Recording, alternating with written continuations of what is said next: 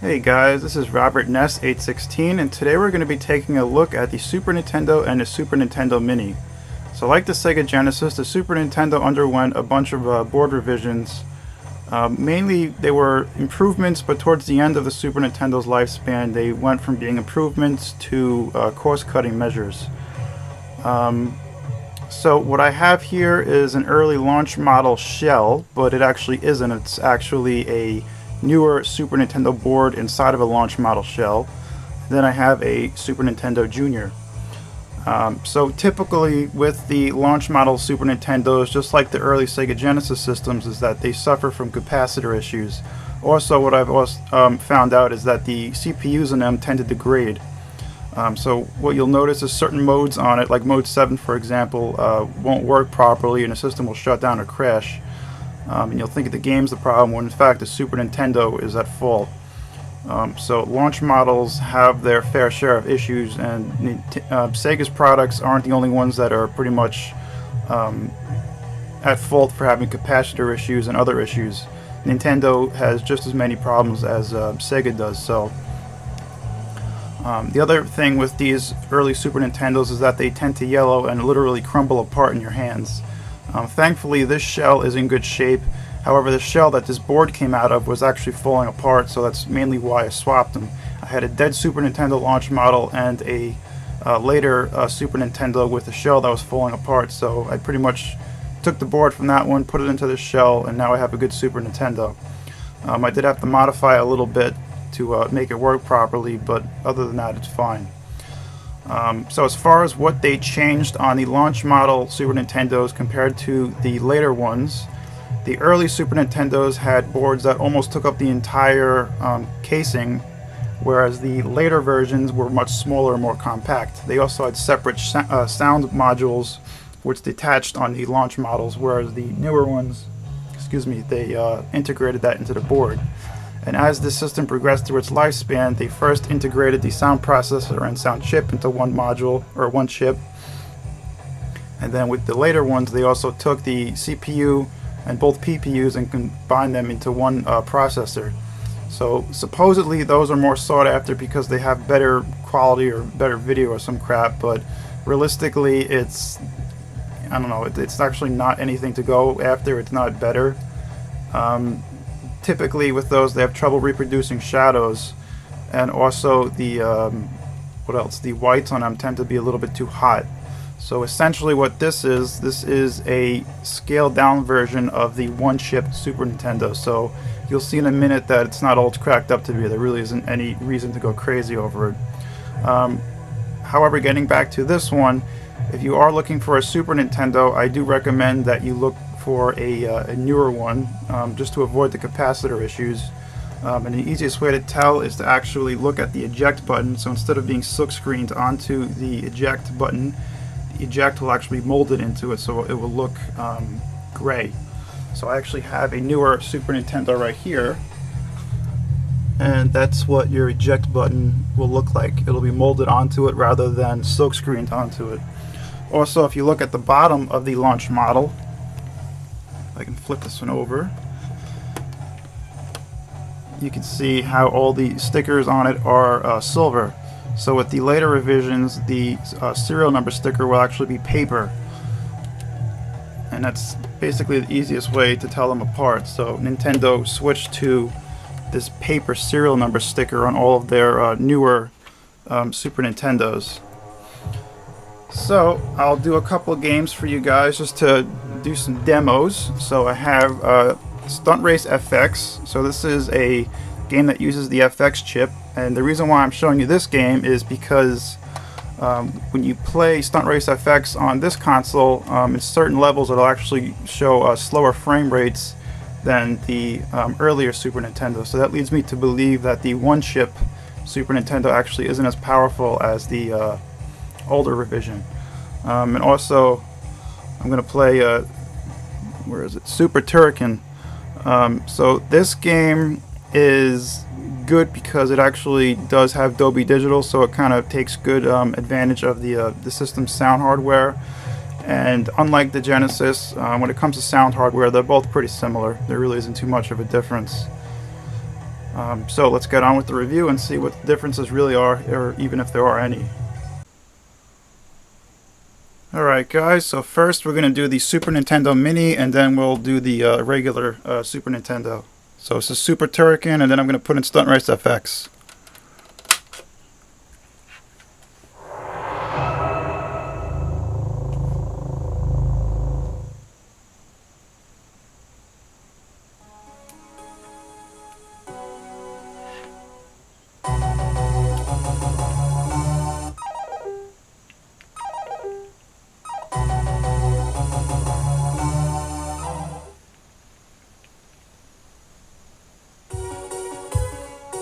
One up.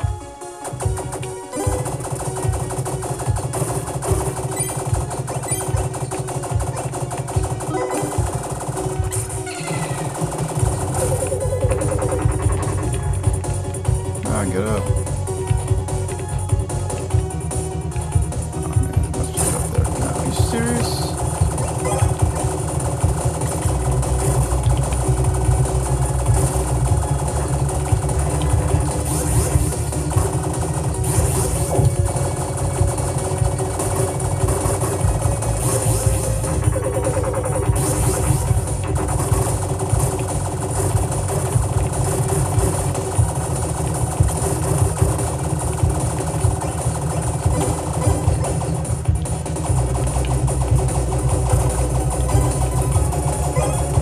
Power up. I hate this part. Ah.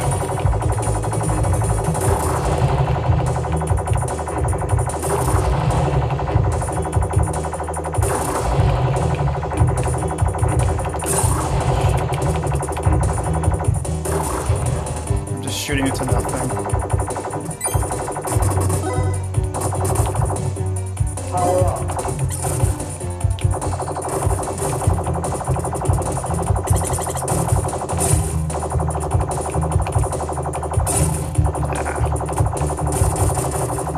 Robotic bees hive.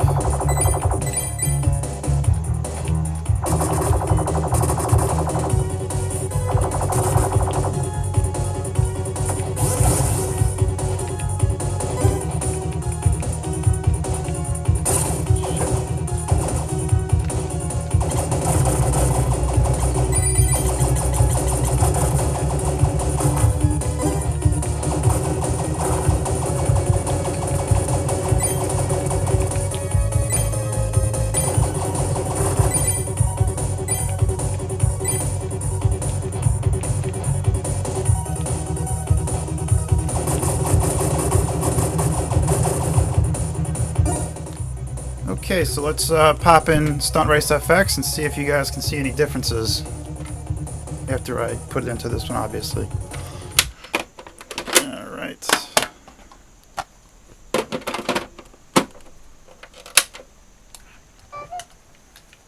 Stunt Race FX. Childhood favorite.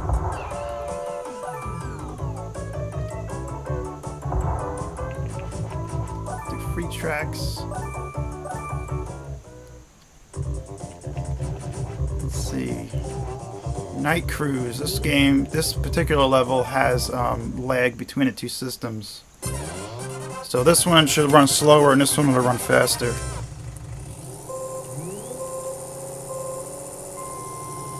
So I'll do a couple laps here and then I'll throw everything into the original Super Nintendo.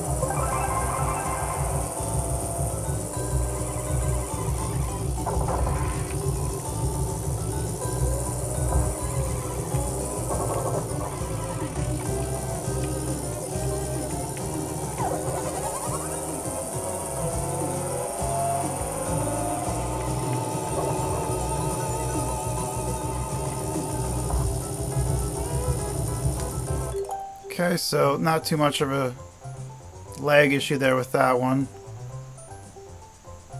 There is one more track that we can try though, which I think I can't remember which one it was. It's one of the night ones. Night Owl, maybe? I don't know. It'll give you guys a good example.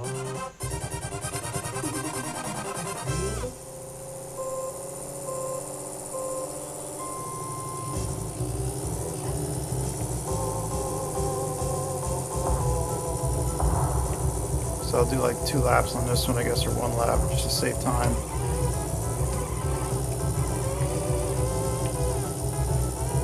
Might be this one.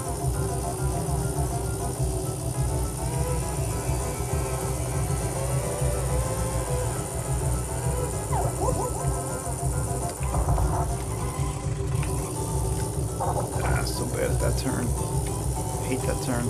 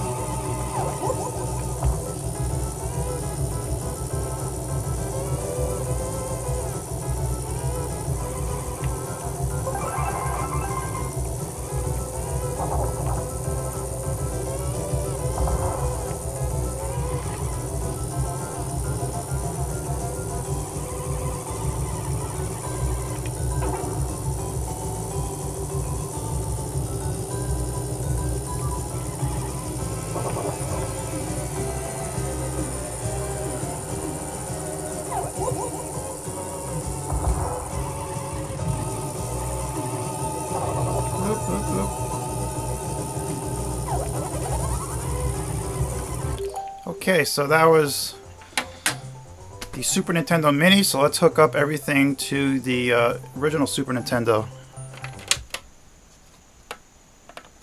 Okay, so we're going to put a Super Turrican into the original Super Nintendo.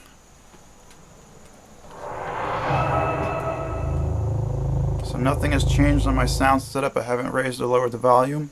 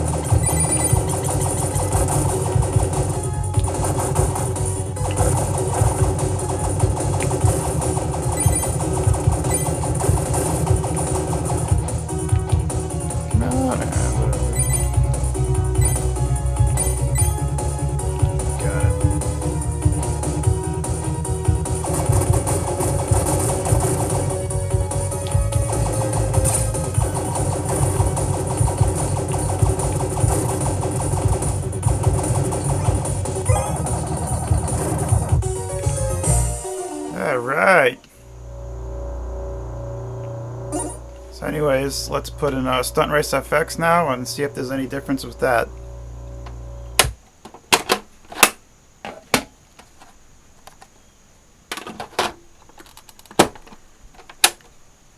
Really stiff pins on that one.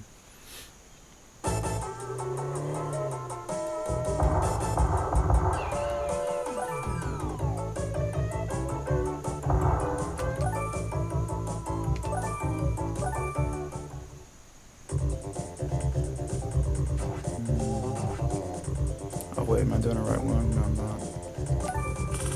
No, wrong one. Crap. Selected the wrong thing.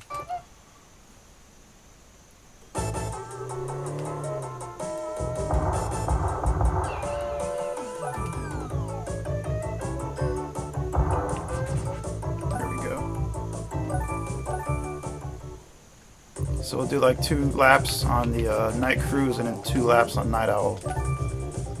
And those are the 2 tracks that I believe have the most lag between the 2 systems, or would show the most difference anyway.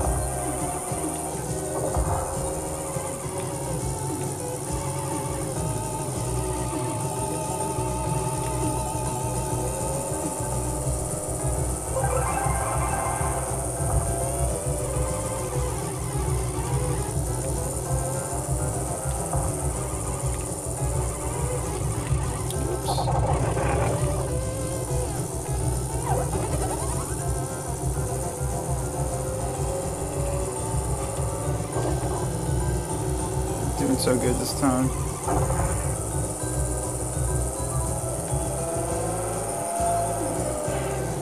Ran out of boost. Crap. Here, now I got a little bit. No? Got a little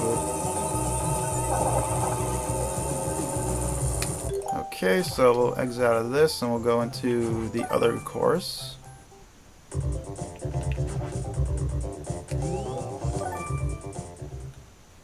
Look, no loading times.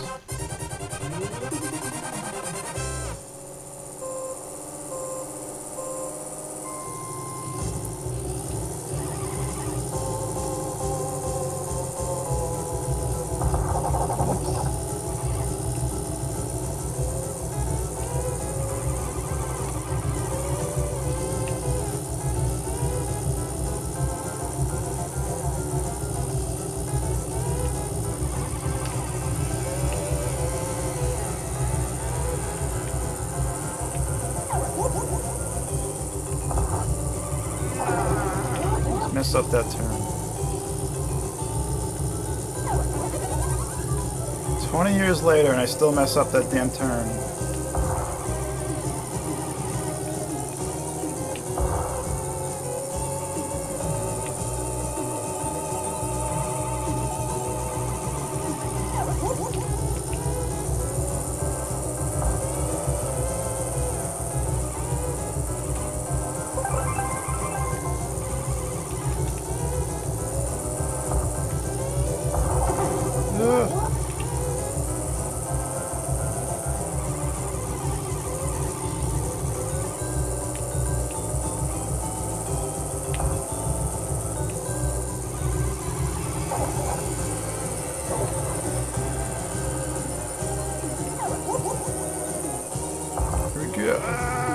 Made it. Nice.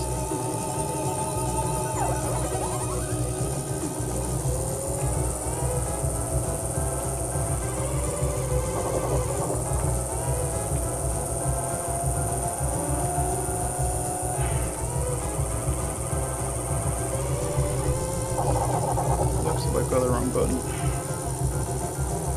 Alright, so that's pretty much it. So, between both of these systems, there isn't a whole hell of a lot of difference as far as playing your games. The one difference that I would like to point out is that the colors on this one are a bit hotter. Text on this one, for some reason, is a little bit different. It's like smoothed out. So, I mean, again, like in my video where I compared the Sega Genesis Model 1 versus the Model 2, there really wasn't a whole hell of a lot of difference. I mean, what Sega did with the Model 2 was completely change around the internals of the system. They basically did consolidate some things, but they ultimately kind of left it the way how it's supposed to be, with the exception of the sound chip. So, I mean, both systems, you know, like when it comes to the Genesis, are pretty much, they play very similar. And the same thing with this one. So, is one model more sought after than the other with the Super Nintendo? Well, these are not as easy to come by, so they fetch a higher price. So is it worth it for you to pay that higher price? No, not at all. If you're a collector and you want to add it to your collection, maybe, but it's not really worth it to go out of your way for it. I mean, like this one, I picked it up for like 50 bucks with the controller and the AC adapter and all the other stuff. This one I actually got in a trade, so I actually got 2 Super Nintendos in this trade and a bunch of Sega Genesis games, and I was able to take both of them and make them into one good machine after that. You know, the point being, don't go out of your way looking for the Mini. It's just, you know, it's nice to have, but it's not necessary. So, thanks for watching, guys, and tell me what you think in the comments below.